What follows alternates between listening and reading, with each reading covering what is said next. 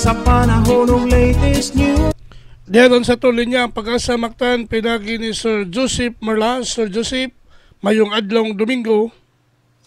Maayong adlong Domingo sab sa Ariel o sa ato ang mga sukintig paminaw ug matong latest with update para sa masunod nga 24 oras ug atong latest nga tropical cyclone bulletin may tungod sa atong gibantayan nga si bagyong Karina sud sa atong PR. Sa ato ang latest na data karong as of alas 4 sa kadlawon, ang sentro sa tropical storm Karina nahimutang diha sa 490 kilometers sidlakan nga bahin sa Kasiguran Aurora diha na ni sa may east sa Central Luzon. Nani dalang hangin nga 75 kilometers per hour dol siyang sentro ug naay gustines ug pagkusok-kusok sa hangin nga moabot og 90 kilometers per hour. Naglihok ni pakasadpan aminang kasadpan ug nagipaspason nga 10 kilometers per hour. Og so far wala tay giisa nga tropical cyclone wind signal sa bisan na sang bahin sa ato ang nasod.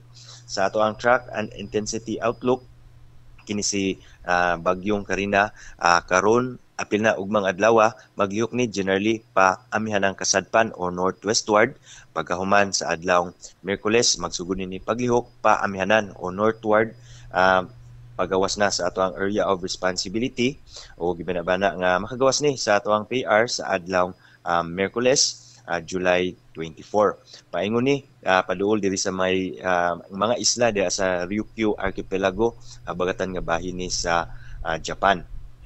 Og si bagyong Karina padayon ni magka-intensify o mga kusog iyang dala nga hangin dala sa favorable environment.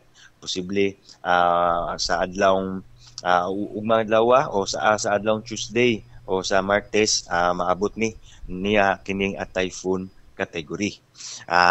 So far ton kay magpabiling layo ra ni sa Philippine landmass ubos ra nga tsansa nga natay isa kan tropical cyclone wind signals alabi na diri sa Visayas area. Apan continuous monitoring ta sa possible westward shift o pakasadpan nga lihok aning maong bagyo. Naga-enhance ni sa atoang habagat o southwest monsoon. Though wala ray direktang epekto apan na indirect effect which is pagpakusog sa ato ang hangin dala sa habagat. Sa lengbahin ang naputay laing bagyo no si tropical depression mo ni si kanhing bagyong si Butchoy nga karon na nagawa sa ato ang area of responsibility around 905 kilometers kasadpan nga bahin sa Iba, Zambales. Padayong papalayo ni iyahang movement papalayo sa ato ang Philippine landmass pakasadman nga nagipaspason nga 15 kilometers per hour. Pareha sa gyapon ni bagyong Karina wala ni direktang epekto apan nagpakusog gihapon ni sa habagat. Kining habagat nakaapekto labi na sa kasadpan nga bahin sa ato ang nasod.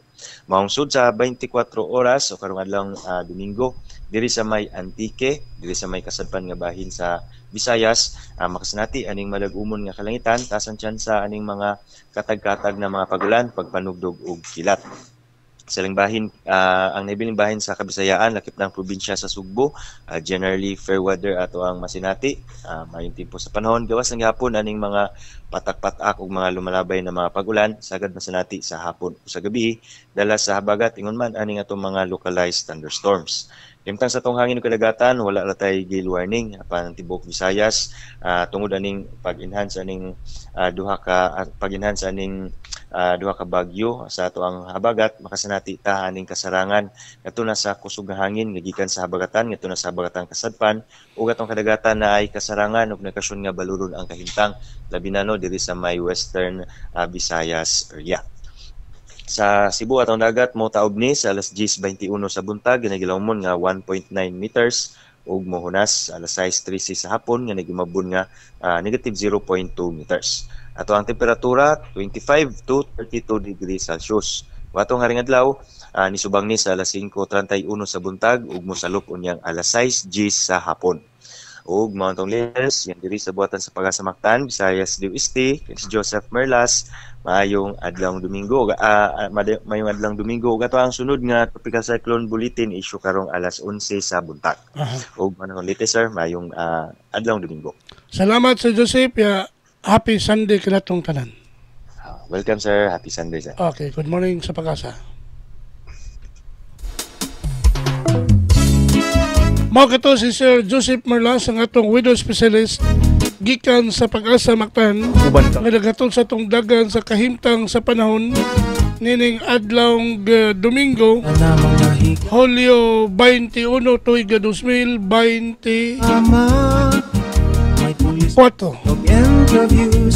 Salamat sa Pag-asa Mactan og mayong buntag kanatong tanan. Sa TV stations, may pangukauban kang kubra in action. Panahon tag o paminaon, sa'yo sa kabuntado.